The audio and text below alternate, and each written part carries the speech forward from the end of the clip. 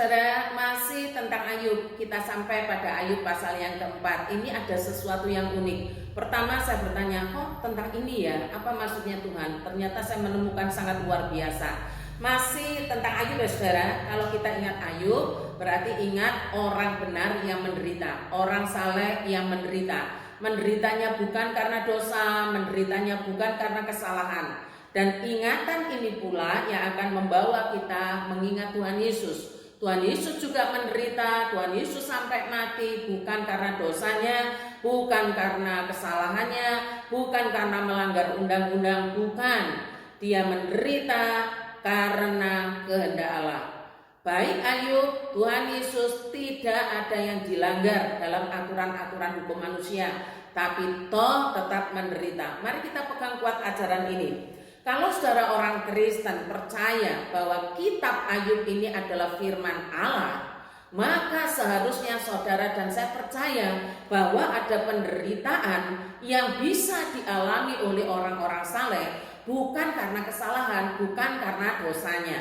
Bisa mengalami penderitaan karena dikehendaki Allah, karena diizinkan Allah. Nah itu efeknya. Kalau misalkan Alkitab saudara tidak ada kitab Ayub, mungkin juga kitab yang lain beda barangkali, tapi Alkitab kita semua ini ada di situ Ayub.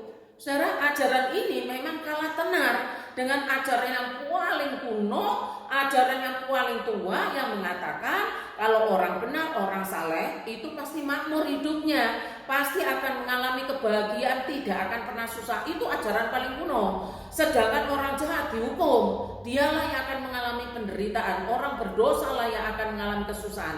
Itu ajaran yang kuno. Tetapi sekarang saya mengajak kita untuk memandang kepada Tuhan Yesus. Yesus ini orang benar, Yesus ini orang saleh, disayangi Allah. Inilah anakku yang kukasihi, kata Allah, kata Bapa. Tapi toh dia harus menderita sampai mati di atas salib, bukan karena dosa, bukan karena kesalahan.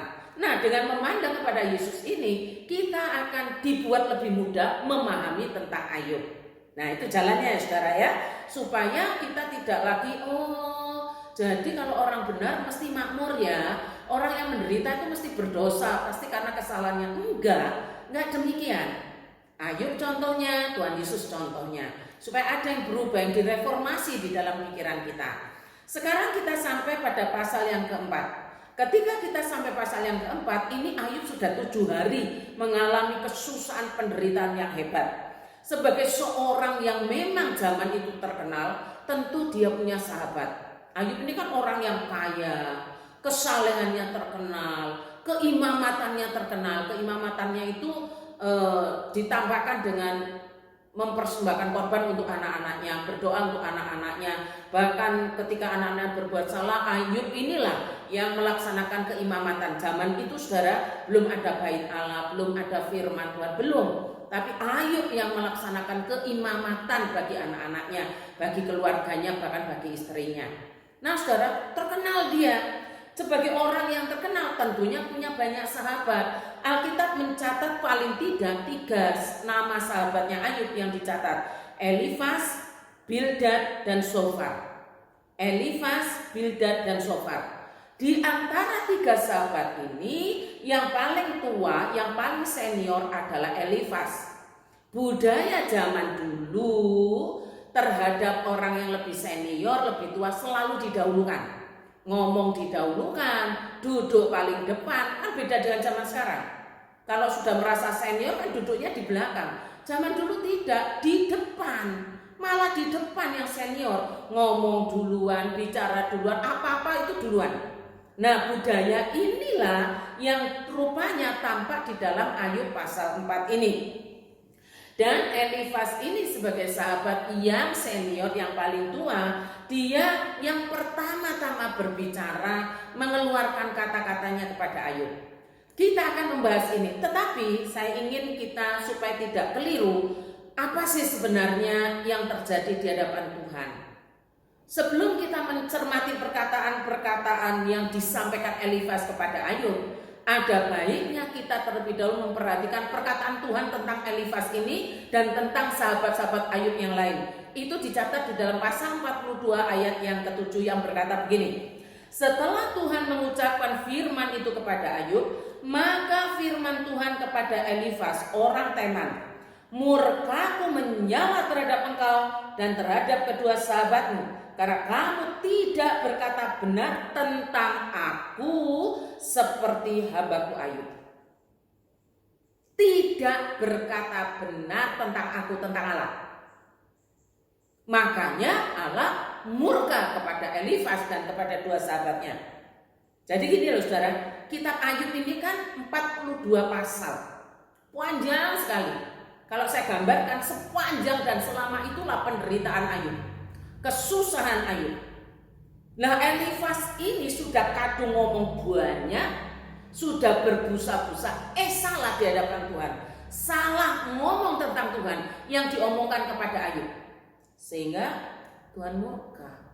Jadi gimana gitu ya? Sudah usianya paling tua, paling banyak pengalaman, doktrinnya tentang Allah ternyata salah. Tapi tidak merasa salah.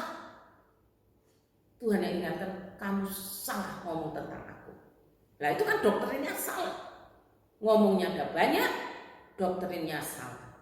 Nah saudara, kalau sudah begitu gimana coba? Saudara-saudara yang dikasihi oleh Tuhan, kembali ke soal Ayub ini siapa? Tuhan sendiri mengatakan bahwa Ayub adalah hamba. Hamba itu miliknya. Yang dikatakan begini, pasal 42 ayat 8. Oleh sebab itu, ambillah 7 ekor lembu jantan dan 7 ekor domba jantan, dan pergilah kepada hambaku Ayub.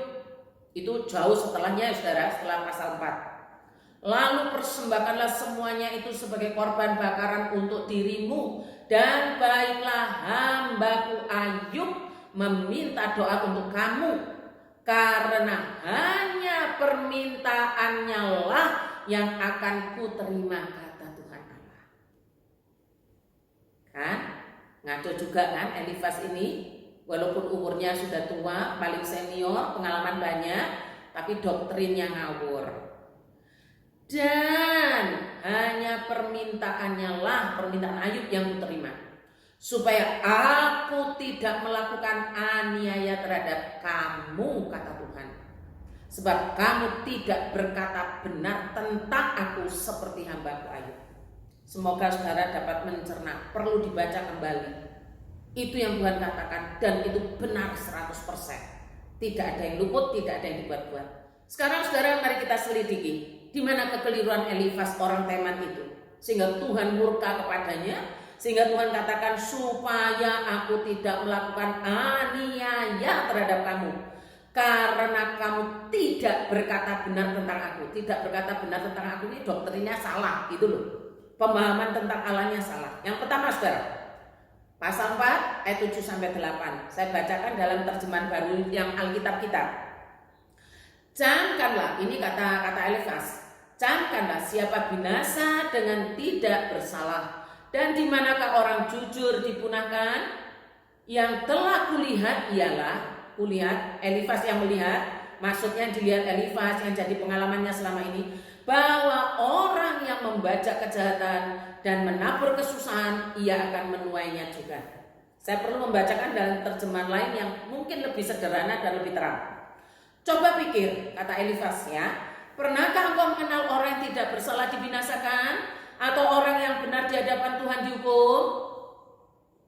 Pengalaman mengajarkan bahwa orang yang menabur dosa dan kesusahan, ia juga yang akan menuai hasilnya. Ini kata Elifas, dan disinilah kekeliruannya. Doktrinnya dia doktrin pengalaman, bukan doktrin tentang keberadaan Allah. Keliru besar. Jadi membangun pemahaman tentang Allah berdasarkan pengalamannya. Apa itu? Orang yang menabur dosa dan kesusahan, ia akan menuai juga. Pertanyaannya saudara, apa salah? Apa salah yang dikatakan orang yang menabur dosa dan kesusahan ia akan menuai juga? Apa salah? Tidak salah. Jawabannya itu enggak keliru. Tapi jadi keliru ketika dipasangkan untuk Ayub. Pada umumnya seperti itu. Orang yang menabur dosa, orang yang menabur kesusahan, menuai penderitaan. Memang umumnya gitu. Tapi untuk Ayub tidak begitu. Karena Ayub tidak sedang menabur dosa, Ayub tidak sedang menabur kesalahan, dan Ayub tidak sedang menuai penderitaan itu. Ayub ini menderita karena misteri ilahi kehendak. Lah Elifas ini gebyahu ya podo asine. Kira-kira seperti itu disamaratakan. Itu sebabnya Allah murka kepada Elifas. Sekalipun ia paling tua, paling pengalaman, ternyata doktrin tentang Allah salah dan tidak mengerti bahwa Ayub itu menderitanya bukan karena menabur dosa, bukan karena menabur kesalahan, bukan karena menuai penderitaan karena kesalahannya, bukan. Nah ini loh saudara, doktrin yang salah ini pada akhirnya kan cuma menghakimi Ayub. Tuhan tidak suka, Tuhan tidak mau. Jadi gini loh saudara, kalau saya cari gambaran itu begini. Seringkali kita punya pengalaman ya, orang yang sakit akhirnya meninggal. Tadi ya, orang yang sakit akhirnya meninggal. Lalu kita balik, semua orang yang meninggal karena sakit. Betul apa salah? Salah kan? Tapi kita ngotot, iya, tapi yang meninggal itu karena sakit. Jadi semua orang meninggal karena sakit. Kita bilang enggak, orang sakit bisa meninggal. Tapi tidak semua orang meninggal karena sakit. Orang ini ngotot, enggak, orang yang meninggal itu pasti sakit. Padahal kan tidak semua. Ada orang yang sehat-sehat atau deng meninggal, iya kan? Nah saudara, Elifas ini seperti itu. Pahamnya digebyah uya podo asine. Pokoknya orang yang menderita pasti menabur kecurangan, pasti menabur kesalahan. Ayub tidak. Jadi kalau dibandingkan seperti itu, bahkan ketika Ayub ini menderita habis-habisan, bukan karena menabur kecurangan, bukan menabur kesalahan, bukan karena menuai penderitaan, bukan. Itu karena misteri ilahi. Jadi mari hati-hati ya saudara, hati-hati. Jangan pernah membangun doktrin hanya karena pengalaman. Sangat berbahaya. Tuhan tidak suka. Mari kita membangun teologi yang benar, doktrin yang benar. Itu karena Allah menyatakan dirinya dalam kitab suci. Itu caranya membangun doktrin. Teologi yang benar, doktrin yang benar, berdasarkan otoritas pernyataan ilahi, bukan pengalaman manusia. Bukan. Kalau saya ngalami gini, maka pengalamanku benar. Kalau kamu ngalami gitu, maka pengalamanmu salah. Tidak bisa begitu. Teologi yang benar, doktrin yang benar, karena penyataan Allah. Di mana itu? Dalam kitab suci.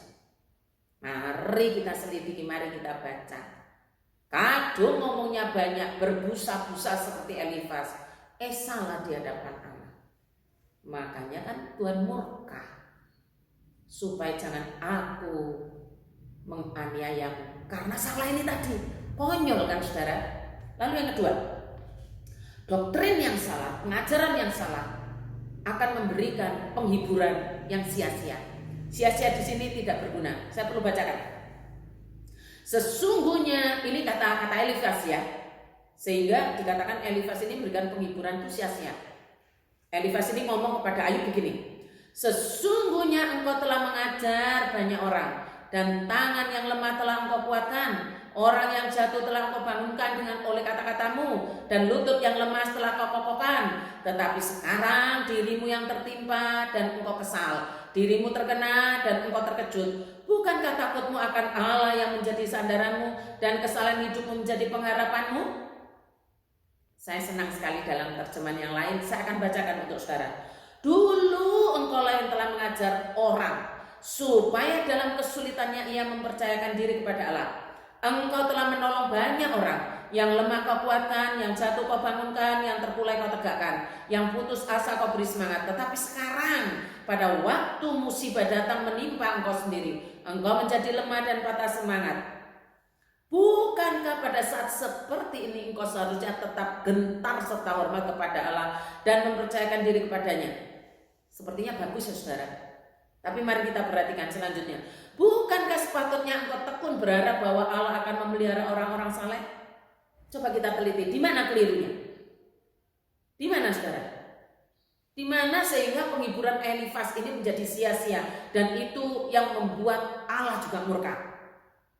Barangkali kita tidak menemukan secara tersurat tertulis, tapi sebenarnya ada secara tersirat. Mengapa? Kitab Ayub ini kan termasuk kitab syair, kitab puisi. Walaupun dalam bahasa Indonesia tidak kelihatan puisinya, karena dalam bahasa Ibrani baru kelihatan. Ternyata saudara, Elifas ini mengabaikan penderitaan Ayub yang hebat. Dia lebih peduli pada pikirannya sendiri yang menuduh Ayub ini munafik dan jahat. Di mana tuduhannya munafik? Dia mengatakan gini, dulu waktu sehat Ayub, waktu masih kaya, waktu masih jaya, dulu engkau mengajar orang supaya berharap kepada Allah dan seterusnya. Tapi sekarang ketika engkau mengalami sendiri, kok enggak seperti itulah? Ini kan dituduh. Dianggapnya Ayub itu pelin-pelan, munafik. Lah ini loh saudara yang dikatakan oleh Allah bahwa Elifas ini salah tentang doktrin. Allah murka kepadanya. Elifas tidak pernah paham bahwa yang dialami Ayub tidak pada umumnya. Tidak pada umumnya. Mari kita kembali mengingat yang dialami Ayub ini memang tidak umum. Yang dikatakan oleh Alkitab begini, maka Allah berfirman kepada iblis, engkau boleh melakukan apa saja terhadap harta bendanya, tetapi jangan sakiti tubuhnya. Lalu pergilah iblis dari hadapan Tuhan. Tidak lama setelah itu, ketika putra-putri Ayub sedang makan bersama di rumah saudara sulung mereka, datanglah musibah menimpa mereka. Tuhan suruh hartanya yang diambil, tapi iblis tidak puas, karena dia memang benci sekali terhadap orang saleh. Hartanya dihabiskan, semuanya dilibas habis, bahkan dirinya Ayub dikasih borok, anak-anaknya mati, istrinya juga memuja dia. Iblis tidak puas, iblis geram sekali karena ada orang saleh yang di dalam kesusahannya tetap saleh kepada Allah. Ini yang tidak dipahami oleh Elifas, makanya jahat di mata Tuhan. Tuhan sendiri berkata kepada Elifas, murkaku menyala terhadap engkau dan terhadap kedua sahabatmu karena kamu tidak berkata benar tentang aku seperti hambaku Ayub. Kesalahan Ayub akhirnya terbukti, padahal dia masih menderita. Mau mendoakan Elifas dan mendoakan dua sahabatnya sehingga tidak jadi dianiaya oleh Tuhan karena kebodohannya, karena kecerobohannya, karena ketidaktahuannya. Kalau digambarkan ibarat pakaian begini saudara, ada orang yang kalau beli pakaian di toko itu enak, ukuran S, M, L atau apalah, itu cukup dan pantas buat dia. Tapi ada orang-orang tertentu yang ukuran apapun itu tidak cukup, tidak pantas. Kita tidak bisa mengolok-olok, kita tidak bisa mengata-ngatai, kamu dasar kamu ini dan seterusnya, tidak bisa. Karena memang ada orang ini ukuran pakaian aja ada secara khusus. Ada yang khusus, memang dia punya tubuh yang khusus. Dan kita tidak bisa mengolok-olok atau menghinanya. Dia ciptaan Allah, apalagi tentang hidup seseorang. Mari hati-hati, kita kembalikan saja kepada sumber iman yang tidak pernah keliru, yaitu firman yang diilhamkan Allah. Apa itu? Alkitab. Persoalan kita punya pengalaman, tidak apa-apa. Mari dengan rendah hati kita mau dikoreksi. Kadang-kala pengalaman kita salah. Kadang-kala pengalaman kita salah. Dan kita harus mau lebih taat firman. Bukan pengalaman di atas firman, bukan. Kita mau nurut kepada firman. Tuhan memberkati kita sekalian. Selamat ulang tahun untuk Aurel Libran. Peliharalah imanmu dengan firman, bukan dengan pengalaman orang. Mari kita berdoa. Terima kasih Tuhan untuk firman-Mu hari ini yang membuat kami mengambil dua sikap. Yang pertama, memperbaiki doktrin atau pengajaran yang kami pegang dan mengujinya kembali dengan firman-Mu sehingga hubungan dengan sesama juga dibangun berdasarkan doktrin yang benar dan sehat. Lalu yang kedua, kesediaan kami untuk menguji pengalaman dengan firman supaya jangan kami menempatkan pengalaman di atas firman. Karena kecenderungan yang salah, yaitu menempatkan pengalaman di atas firman. Terima kasih Tuhan, berdoa untuk Aureli Brand yang hari ini berulang tahun. Kiranya Roh Kudus terus menolongnya sampai ia benar-benar pada keyakinan iman yang sesuai dengan kitab suci. Terima kasih Tuhan, di dalam nama Tuhan Yesus kami berdoa. Amin.